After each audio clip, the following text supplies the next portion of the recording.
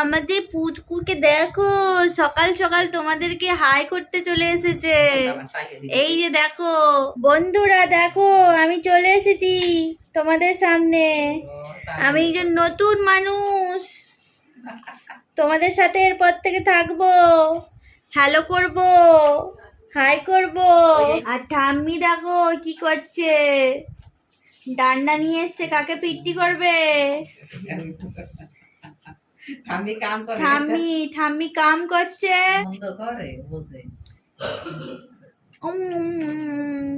পুরো হাতটা দেখো একবার মুখে ঢুকিয়ে নিচ্ছে, দেখুন মা। সকাল সকাল আমার দিনটা শুরু হলো আমার এই পুচকিটাকে নিয়ে, তাই ভাবলাম তোমাদের সাথে একটু শেয়ার করি। সবাইকে good morning, welcome back to my channel. আমি পূজা। আশা করি তোমরা সবাই খুব ভালো আছো, সুস্থ আছো। আমারও মোটামুটি চলে যাচ্ছে, খুব ভালো যাচ্ছে দিনকালগুলো, কিন্তু একটু শরীরটা খারাপ আছে। এত রাত জাগা হচ্ছে আমাদের এই মনুটার জন্য, রাত জাগা হচ্ছে, ঘুম আসছে না।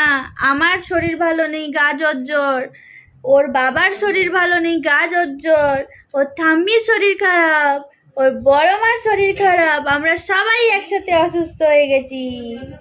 এর বয়স হলো 8 দিন, আমাদের 8 দিনের মহারানী। দেখেছো ক্যামেরার দিকে কেমন তাকিয়ে আছে, দেখো সোনালি, দেখো এদিকে এদিকে। ভাই তোমার মেয়েকে দেখো, ক্যামেরা অন করলে দেখো।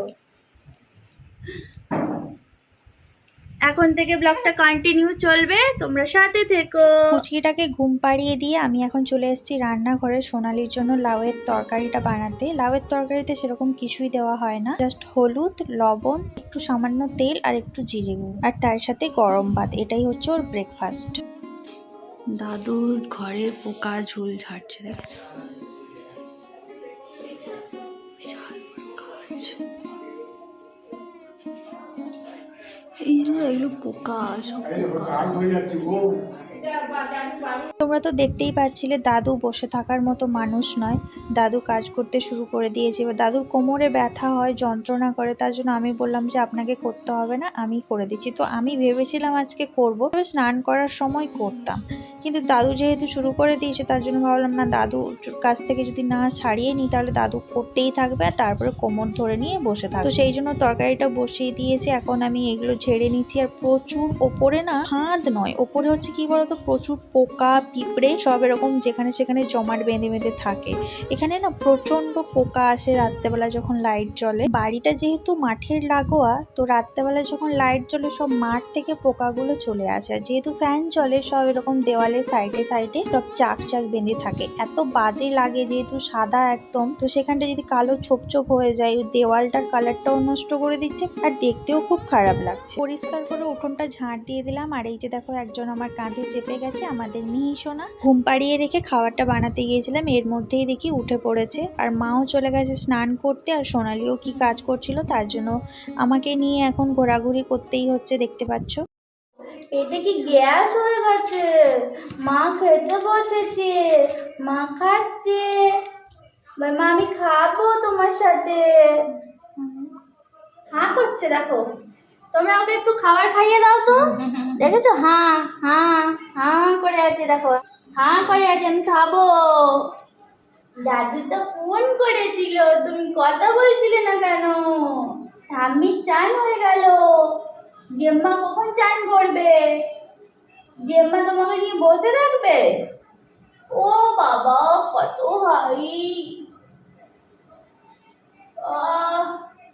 চুলগুলো আমার ছিঁড়ে দিল পুরো একদম, চুলগুলো মাথায় আর আমার রাখবে না। চলো মা খাক, আমরা চলো ওখানে গিয়ে বসি।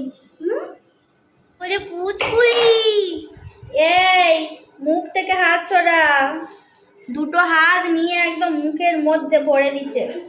তো মা খেতে দেয় না তোকে, তো মা খেতে দেয় না।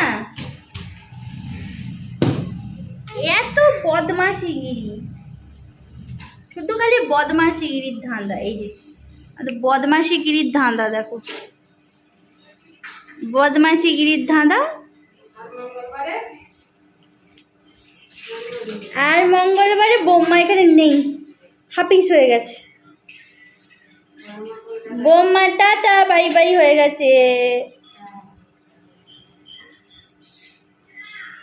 কেঁদে ফেললেও বৌমা আসতে পারবে না। ওদিকে সোনালি খাচ্ছে আর এদিকে মাও কি কাজ করছে, তার জন্য আমি এখন রান্না করে চলে এলাম। আমাদের খাবারটা বানাবো, ভাই একটু কাজে যাবে, তার জন্য তাড়াতাড়ি ওটসটা রেডি করে নিচ্ছি। আমরাও খাবো, ভাইও খাবে, তো সেই জন্য একটু বানিয়ে নিচ্ছি। আর আমাদের মিহি সোনাকে আমি কোলে নিয়ে কাজ করছি, কারণ একা কি করে ওকে রেখে দিয়ে আসবো। আর ও এত ছোট হলে কি হবে, ও কিন্তু এই কাঁধে থাকতে বেশি কমফোর্টেবল ফিল করে। এমনি কোলে রাখলে একটু কান্নাকাটি করে, কিন্তু এইভাবে যদি ওকে রাখা হয় ওর কান্নাকাটি বন্ধ। আর কি সুন্দর পিটপিট করে দেখবে, মুচকি মুচকি হাসবে, আর সুন্দর এইভাবে থাকতে থাকতে ঘুমিয়ে যাবে। তো ঘুমিয়ে গেছিল, তাই ওকে আমি শুয়ে দিয়ে এসেছি। শুয়ে দিয়ে এসে এখন খাবারটা সবার জন্য রেডি করে নিচ্ছি। দাদুরও খাওয়ার টাইম হয়ে গেছে, 9টা বেজে যাওয়া মানে দাদুরও খাওয়ার টাইম হয়ে যায়। তো সেই জন্য আমাকে তাড়াতাড়ি করে সকালের ব্রেকফাস্টটা রেডি করে নিতে হচ্ছে। স্নান করা হয়ে গেছে, স্নান টান করে ফ্রেশ হয়ে নিয়েছি। আর আজকে ওয়েদারটা প্রচণ্ড মেঘলা হয়ে আছে, গুমোট হয়ে গেছে, পুরো হাওয়া বাতাস কিছু নেই।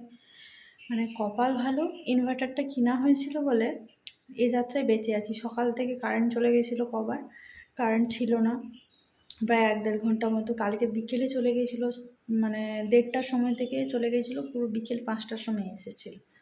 তো মানে ইনভার্টারটা মানে এসেছে বলে না অনেক বেঁচে গেছি। বিভৎস গরম। সকালে তো ব্রেকফাস্ট হয়ে গেছে, তোমরা সবাই দেখেছো।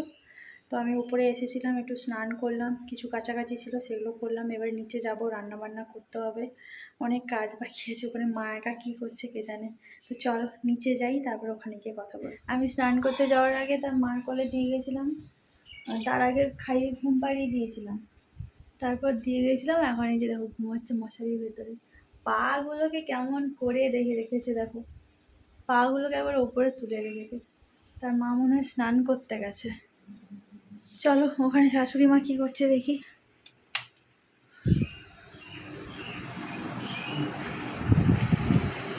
চলে এলাম রান্নাঘরে। মাছটা কেনা হয়েছিল, মাছ এই যে কাটা হয়ে গেছে। কে মাছ কাটলো? কি মা? মাছ কাটা হয়ে গেছে। এদিকে মা ভাত বসিয়ে দিয়েছে ইন্ডাকশানে।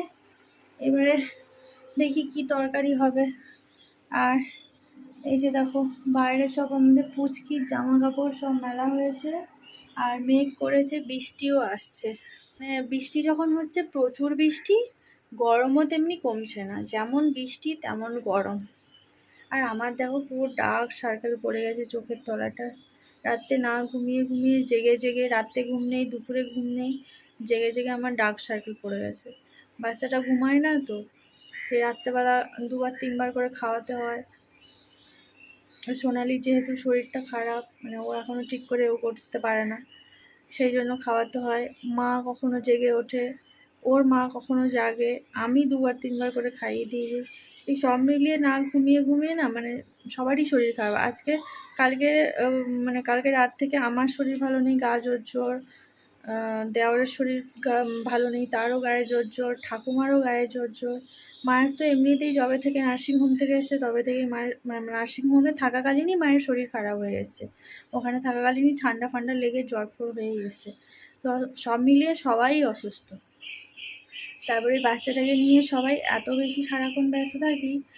এই টাইমে খাওয়ার, বাচ্চাকে টাইমে খাওয়ানো, সোনালির টাইমে খাওয়ার, বাড়ির কাজেই করতে করতে না আমার ব্লগ আর হয়ে উঠছে না।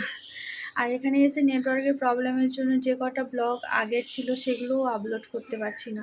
একে তো টাইমের অভাব, তারপর আবার নেটের প্রবলেম, সব মিলিয়ে না আমার এইবারে প্রচুর প্রবলেম হচ্ছে। মানে 8-10 দিন হয়ে গেল আমি ভিডিও এখনও দিতেই পারিনি একটাও। ঠিক আছে চলো, রান্না বান্না বসাতে হবে, অনেকটা দেরি হয়ে গেছে, প্রায় 11টার মতো বাজতে যায়। দাদু আবার দেরি হয়ে গেলে আবার খাওয়া দাওয়া করবে, রেগে যাবে। সোনালিরও আবার টাইমে খাওয়া দাওয়া আছে। ঠিক আছে, সাথে থেকো ব্লগটা। আকাশের অবস্থা মেঘলা করে আছে, কোনো কিছু শোকাচ্ছে না। আর এদিকে চারদিকে দেখো আমাদের সবুজে সবুজে ঘেরা। এই যে পদ্ম ফুলগুলো ফুটেছে, ছোটো ননদ বাড়িতে পদ্ম গাছ লাগিয়েছে, প্রচুর পদ্ম ফুল হয়েছে। এবারে আমি যেই সময়টা থাকি না সেই সময়টা অনেক সময় প্রচুর ফুল ফোটে, আমি যেই সময়টা আসি সে কিছু কুঁড়ি হয়ে থাকে, কিছু ফুল ফুটে। তো সেগুলো যেদিন ফোটে তোমাদের সাথে শেয়ার করি। আর ছোটো ছোটো মিনি পদ্মও আছে জানো, তোমাদের সাথে শেয়ার করেছি, আশা করি তোমরা দেখেছো, একদম ছোট ছোট।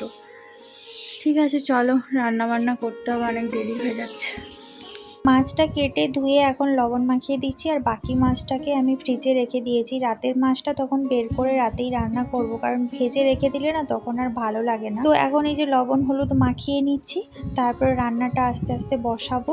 এখন চলে এলাম সবজি কাটতে, আর দাদু আমার সাথে বসে বসে গল্প করছে আর কি একটা হিসাব করছিল। আর দাদুকে আমি জিজ্ঞাসা করলাম যে দাদু আজকে পাতলা ঝোল করব, খাবে? তো দাদু বলছিল একদম পাতলা ঝোল কিন্তু খাবো না। তো সেটা নিয়ে আমরা একটু মজা করছিলাম। বাড়িতে থাকলে দাদুর সাথেই একটু বেশি গল্প হয়।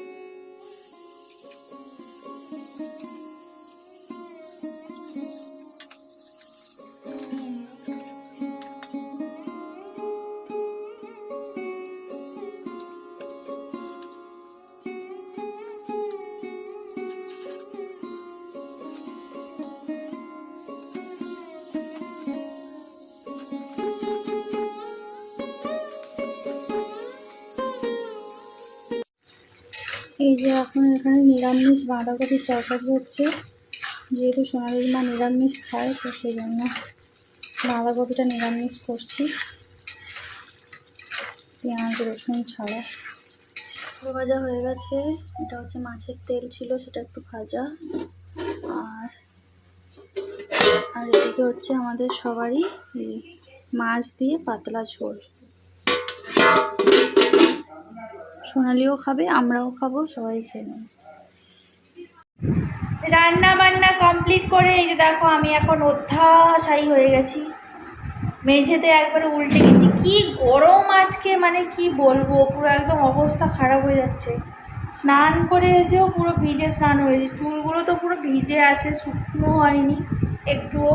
আর পুরো ঘেমে নিয়ে অবস্থা খারাপ। যতক্ষণ না কেউ খেতে আসছে ততক্ষণ আমি একটু মেঝেতে শুয়ে একটু আরাম করে নিই। তো রান্না বান্না করে নিয়েছি, শাশুড়ি মাকে লাগিয়ে দিয়েছি সব ধোয়াধুয়ি করতে, পয়সা মাজা করুক, আমি এখন শুয়ে থাকি। আর আমাদের পুচকিটা এখন তার মায়ের কাছে খাচ্ছে, এতক্ষণ আমি কোলে রেখে একটু গুলুগুলু গুলুগুলু করছিলাম। এখন খাওয়াতে ব্যস্ত উনি, আর আমি এখন একটু ঘুমিয়ে নেওয়ার চেষ্টা করছি। ভাবছি আজকে একটু দুপুরে আমি ঘুমাবো, কারণ রাত্রেবেলা ঘুম হচ্ছে না, খুব কষ্ট হচ্ছে, শরীর খারাপ হয়ে যাচ্ছে।